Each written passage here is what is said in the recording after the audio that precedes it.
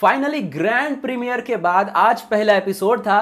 कैसे ये एपिसोड रहा, क्या मुझे लगता है दिव्या अग्रवाल के बारे में, क्या मुझे लगता है प्रतीक सेजपाल के बारे में, क्या इनको असीम रियाज से कंपेयर करना चाहिए या नहीं, और किस तरीके से कौन कैसे निखर के आ रहा है, चलिए बात करते हैं इस वीडियो में। मैं हूं मंदार और आप देख रहे हैं एक्ट राइडर। जी हाँ, रिव्यू का हर कोई इंतजार कर रहा था और ये रिव्यू आपके सामने थोड़ा सा जल्दी लाने का प्रयास भी मेरा था। तो अभी बात करेंगे भाई आज के शो की। तो आज के शो में जितना भी मैंने देखा तो वो प्रतीक सेजपाल वर्सेस वहां पे जो दिव्या अग्रवाल थी। अब दिव्या अग्रवाल की बात की जाए तो दिव्या अग्रवाल का एक ही कहना है, पहले दिन से यानी कि स्टेज पर से लेके शो तक उनका एक ही कहना है कि मैं लीडर हूं, मैंने बहुत सारे शोज किए हैं, मुझे बहुत ज्यादा एक्सपीरियंस है और हर कोई मेरे पास फुटेज लेने के लिए आता है। क्योंकि एक दो झगड़े में ये सारी चीजें इन्होंने घर के अंदर कही है कि आओ मेरे पास फुटेज लो भाई। अब इनकी अगर बात की जाए तो क्यों फुटेज लेगा भाई। वहां पे सिद्धार्थ शुक्ला खुद ने कभी नहीं कहा था कि मेरे पास आओ और फुटेज ले जाओ, कभी नहीं कहा था। सलमान खान ने यह बात कही कि सिद्धार्थ शुक्ला बैकबोन है घर का।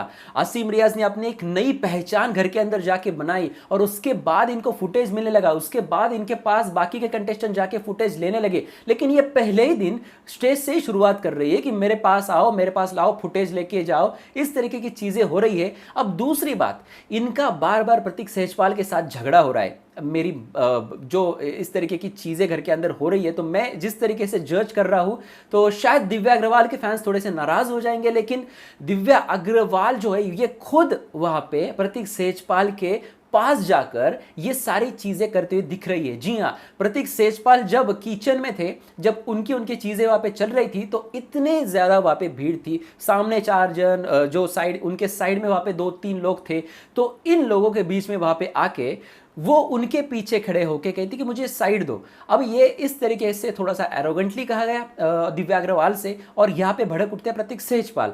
अब ये जाके उनको पोक क्यों कर रही है, क्योंकि मुझे ऐसा लगता है जिस तरीके से मैं शो देख रहा हूं कि दिव्या अग्रवाल को प्रतीक सेजपाल से फुटेज चाहिए। जी हाँ, इस तरीके से कुछ ये शो जा रहा है और दिव्या अग्रवाल को ये लग रहा है कि मैं वहां पे बाहर अच्छे दिख रही हूं, क्योंकि जब भी बाहर दूसरे कंटेस्टेंट के साथ इनकी बातें होती है तो कभी भी अपने आप को प्रूव करने की कोशिश प्रतीक सेजपाल ने नहीं की कि मैं यार कैसा हूं, ये देखो यही मेरे पास आ रही है, ये कर रही है। लेकिन दिव्या अग्रवाल जो है, दिव्या अग्रवाल बार बार हर किसी को ये बताने की कोशिश कर रही है कि ये मेरे पास आ रहा है, ये मेरे से उंगली कर रहा है, लेकिन उंगली वो नहीं कर रहा है, उंगली आप कर रही हो दिव्या अग्रवाल। तो कहीं ना कहीं गलत आप दिख रही हो, तो इस पर आपको काम करना पड़ेगा। और शायद करण जौहर की, मुझे पता नहीं भाई होस्टिंग कैसी, क्योंकि सलमान खान मुझे पता है किस तरीके से होस्टिंग करते हैं, तो अगर ये होस्टिंग सही रही तो करण जौहर जरूर बताएंगे दिव्या अग्रवाल को। और जो ऊपर चढ़ी है, जो हरभरे के पेड़ के ऊपर, चने के पेड़ के ऊपर जो चढ़ी है वो, तो उसको नीचे उतारने का काम यहाँ पे करण जौहर को करना होगा। जी हाँ, अब करण जौहर का खौफ इन लोगों में नहीं है।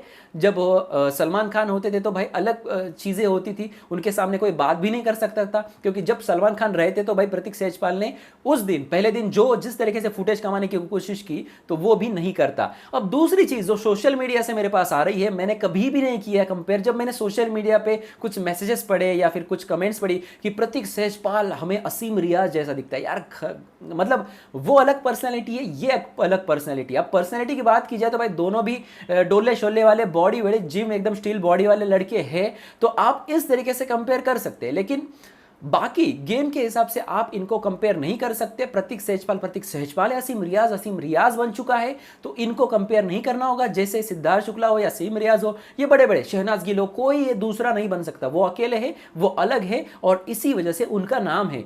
ये प्रतीक सेजपाल, इस बंदे का भी नाम बनेगा। मैं आपको बताऊंगा कि पहले दिन यानी करण जौहर के साथ इन्होंने जिस तरीके की हरकतें की, हर एक जो लड़की आ रही थी उनको पोक करने की कोशिश की। फर्स्ट डे पे प्रतीक सेजपाल ने पोक किया है, जी हाँ, अटेंशन पाने के लिए, और इनका गेम था और इनको अटेंशन मिली क्योंकि हर किसी ने इनके बारे में घर के अंदर चर्चा की। लेकिन इस बार घर के अंदर जाने के बाद वो अब पोक नहीं कर रहे, तो दिव्या अग्रवाल इनके पास आकर फुटेज कमाने की कोशिश कर रही है, ऐसा मुझे कहीं ना कहीं लगता है। अब भाई यहां पर बात की जाए तो बाकी लोग, यानी कि मूस की अगर बात की जाए तो मूस थोड़ी सी लो लग रही है या फिर मासूम ही लग रही है, ऐसा हम कह सकते हैं।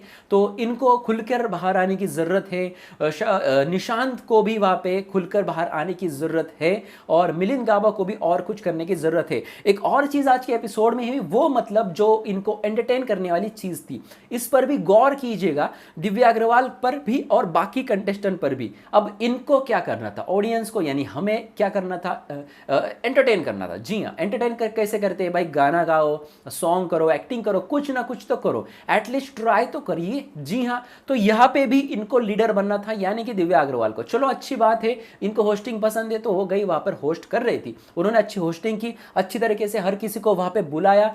तो अब यहाँ पे प्रतीक सेजपाल वहां पे जाते हैं और वो खुद होस्टिंग के लिए वहां पे दूसरे किसी को वहां पे बुलाते हैं। तो यहाँ पे दिव्या को ये बात खटकती है और दिव्या बोलती है कि नहीं, मैं कर रही थी, मैं बहुत अच्छी तरीके से अलग लेवल पे शो को ले जा रही हूं और मुझे करने दो। तो ये दिव्या अग्रवाल को दूसरे को नीचे देखना, ये मुझे करने का गलत लगा। अगर उसको करना है तो जाओ शांति से बैठो, उसको भी करने दो, उसकी भी एंकरिंग देखो। तो ये सारी चीजें मुझे थोड़ी सी गलत लगी और फिर एक बार टांग अड़ाने वाली चीज यहाँ पे दिखी।